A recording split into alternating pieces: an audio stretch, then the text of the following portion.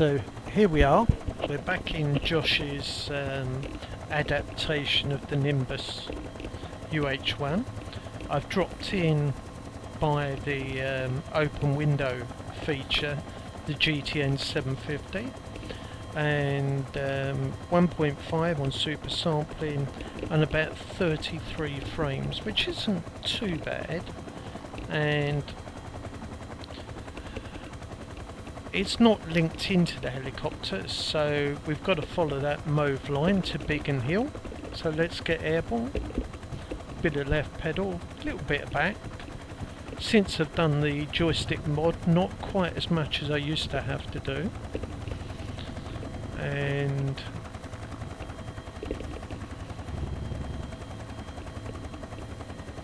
just get airborne.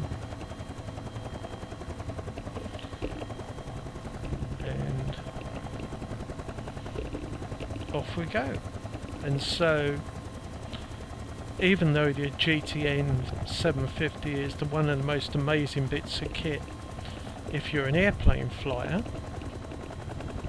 for me as a heli flyer, a lot of the ones that I'm using it in, I'm not using autopilot, I'm just literally using the line to follow.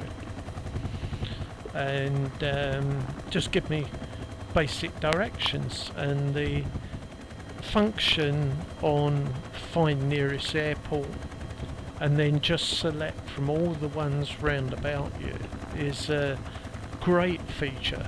It really is. You can be sitting at I was at Shrewsbury, the place where they do all the low-level flight testing. Didn't have a clue if there was any other airports nearby. Press the button, question mark, nearest airports, up they all come, and then you can do it. So really pretty good, I have to say.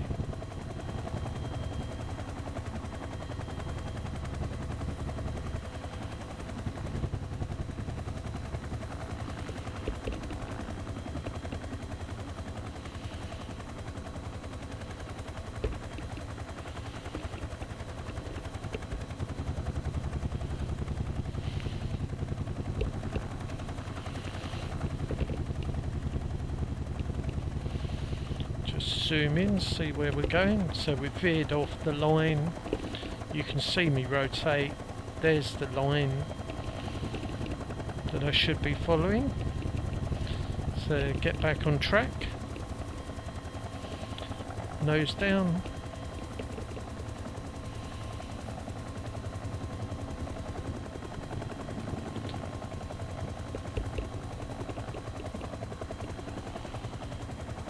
And it's 30.4 miles, it says on the bottom there.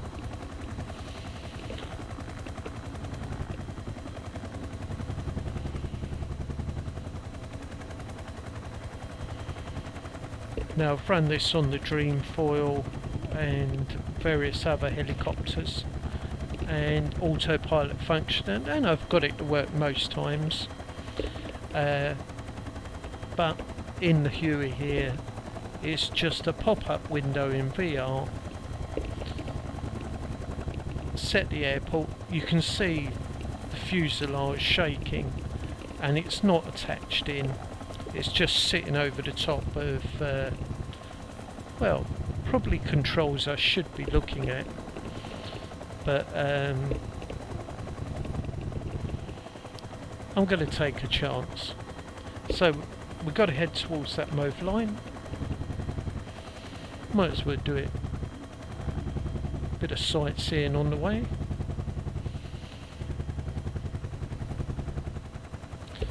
Been getting used to this new stick, so you would have heard in some of the other videos. I'm immediately very impressed with the extension to the stick and what it's enabled me to iron out a few problems I had.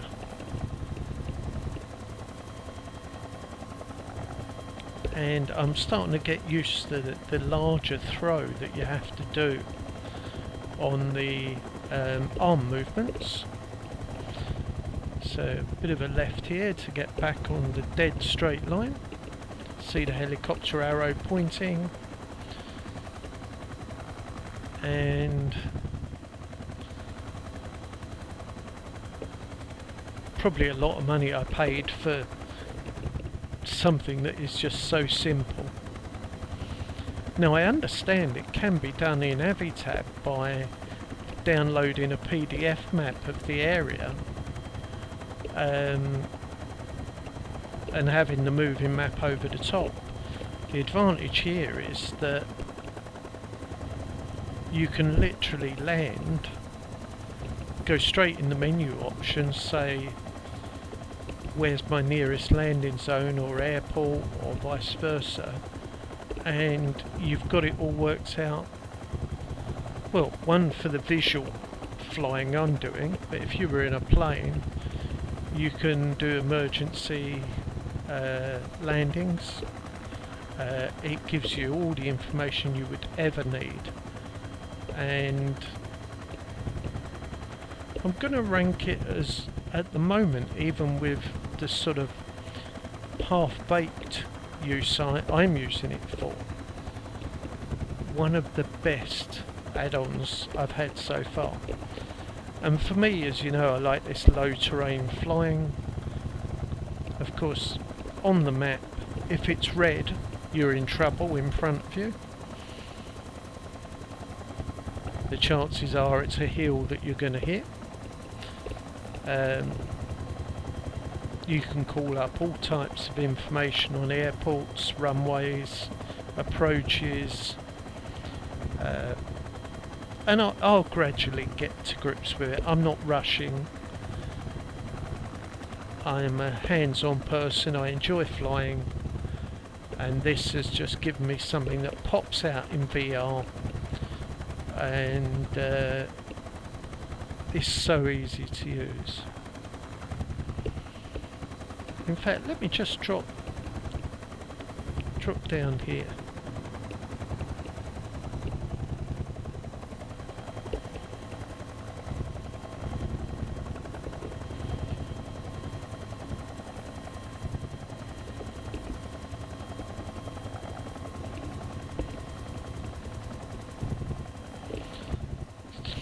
So we drop down here. Let me, excuse me, just bending down. So, just so you know, I would go back, flight plan. I was going from Shoreham to Biggin Hill. If I wanted to, I can remove that Biggin Hill waypoint and then just say add a waypoint. Now, you could tap in anything that you wanted to know if you knew the code, or go to find, and we look down there, and we go back to Biggin Hill anyway. So I hit Biggin Hill, go back to maps, because it's not integrated in any way. There's the mauve line that we've got to follow. You can zoom in as far as you need. It's possible also to grab the line and pull it to a marker if you wanted to go via a certain location. So I don't know if it's going to let me do it.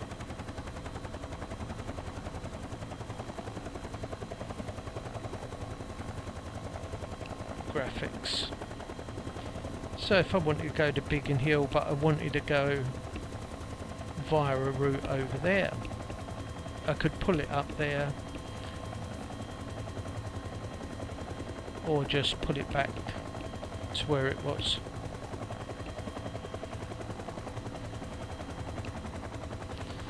So that's the rough part that I know of it. It's a great program, and it tells you distance obviously down the bottom, movement down there. If you were on the radio, you could go to top Excuse me bending down and putting my handset on the ground. So we're going to get airborne, follow that pink line again.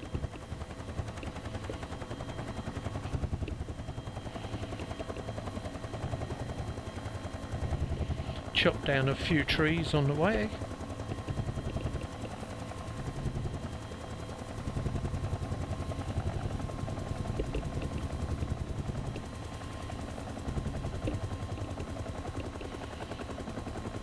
Get the nose down because it's quite a long way, 25 miles now. So let's see if we can get the Huey up to its full speed, which I can't tell you because I stuck that GTN over the top of it. I will find a space for it where it's not going to get in the way.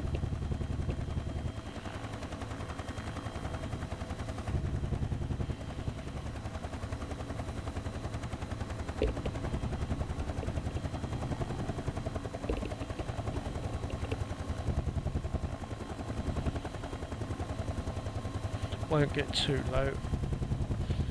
Yeah, just maintain constant speed. I love the way as it gets faster the whole dashboard starts shaking. The GTN-750, it fits in the Belfour helicopter beautifully. I've got it in the AB412.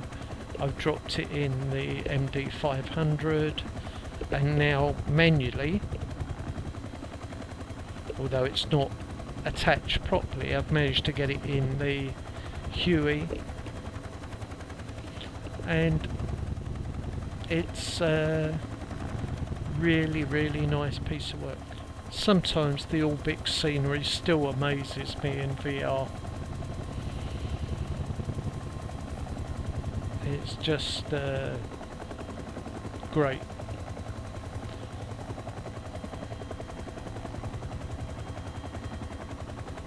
If they can ever sort out how to get all those buildings on the floor in London, I think they'll have it made for me. Right, so what I think I'm going to do at some point is set up a button that will enable me to zoom in and out on the GTN without having to pick the handset up each time.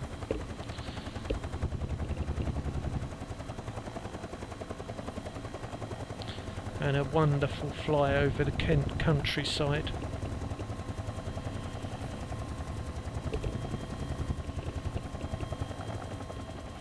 And I don't know, I'm going to say this non-automated way of doing it. It does let you veer off, have a look at things, get the line in view. Maybe that you wouldn't have done if you were on autopilot.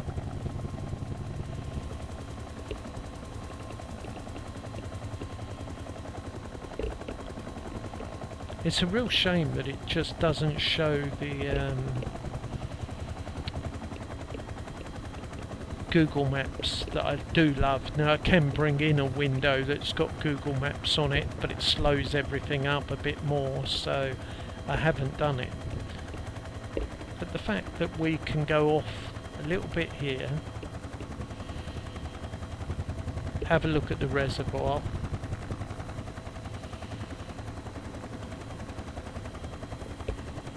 and then little detour, and then we know where we've got to head.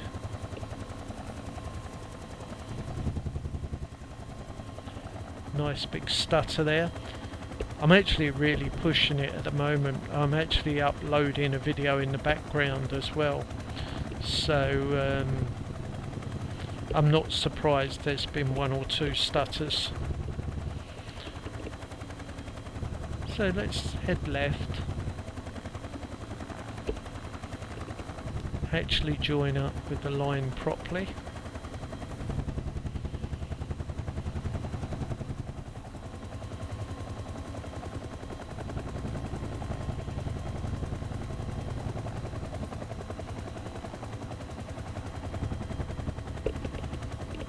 Look at the detail in this canopy.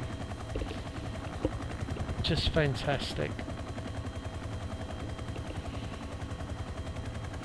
You know, we've got the best of both worlds. We've got the fantastic detail of an old Huey, and where the paint's scuffed and everything else is done, and then you get somewhere now as if it's just come out of a showroom. It's a wonderful piece of work. Now that might be Lingfield Racecourse there. We just passed. So a little bit more to the left. And hopefully you can see in that top window everything pretty much one-handed. When I get days like today where the problem I've got with the shakes just isn't there, it's just such a weird thing, and then you know you'll go next day and it's completely different, and it's been just one of those days. It was perfect timing. I'd messed around with the cyclic, wanted to spend some time flying around with it, and physically have been able to do it and mess around today. Down to 5 miles. God, I'm getting some glitches. I was uploading a smaller video to Helisimmer, and I thought, oh, I'll give it a go. I'll run this video as well. But something is definitely killing the frame rate at the moment. But maybe it won't show up on the replay quite as much. It's certainly showing up in the headset. Down to 20 frames there. So we're approaching built up areas. Maybe 1.5 was a bit high.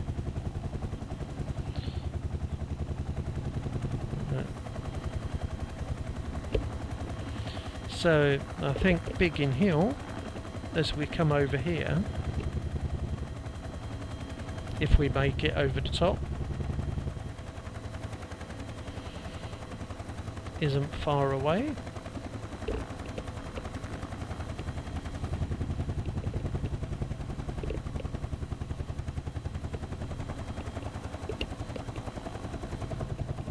So pull over a bit. By the look of it, to the right, I've gone too far left. Look, you can see London in the distance. Train lines.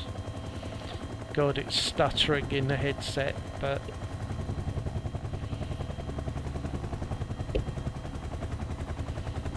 a bit more right. We can see on the arrow there.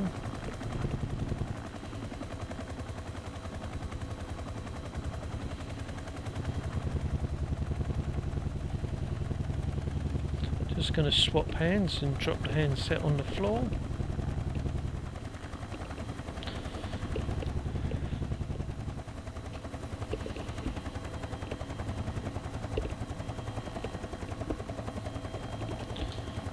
Drop a bit of height.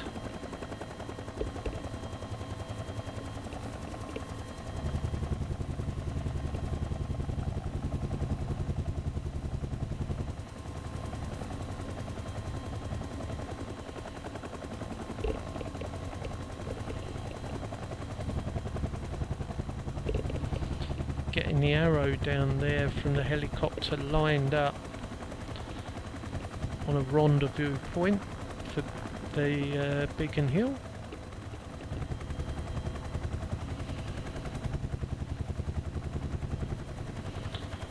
And here we are. It's done its job. It's got me to where I want to go, or want to be, and was enjoyable to sort of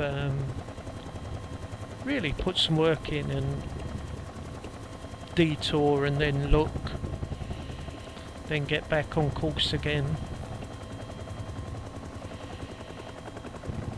Well and good with some of the others where you set it all up on autopilot and sit back, but manually following the line, yeah, it's good enough. And I have that wonderful advantage if ever one day I get into flying aircraft and they have the ability for the GTN, I've got it lined up ready to go. So here we are, administration. Don't want to walk too far when I get out.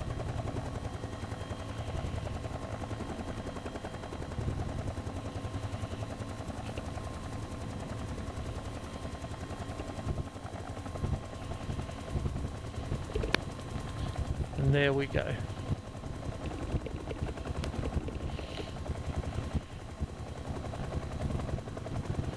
Let's have a look outside. She's beautiful, isn't she? Done such a great job.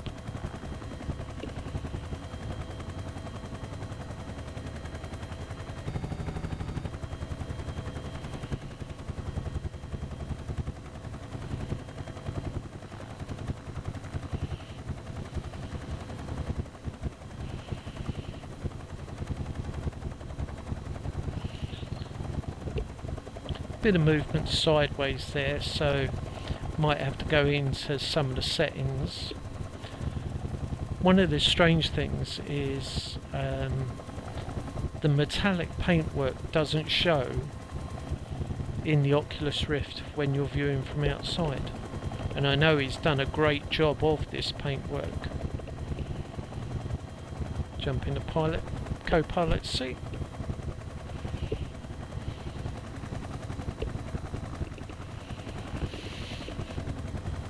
And you can see I just stuck that there, take it away. Could have been there or there, and then resize or whatever you want to do. Great piece of work, well done Josh, and pleasure to fly. So thanks for watching, and press the subscribe button, and I'll see you all next week.